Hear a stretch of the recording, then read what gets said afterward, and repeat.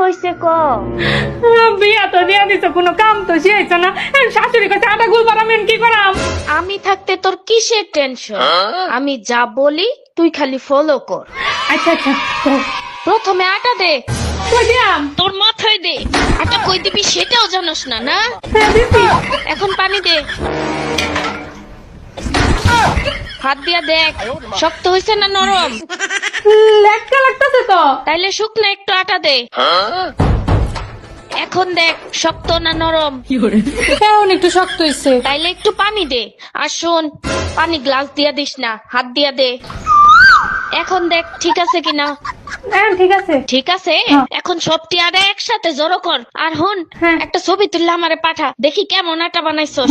আচ্ছা, সুন্দর হয়েছে। तो खींच मेरी फोटो, तो खींच मेरी আমার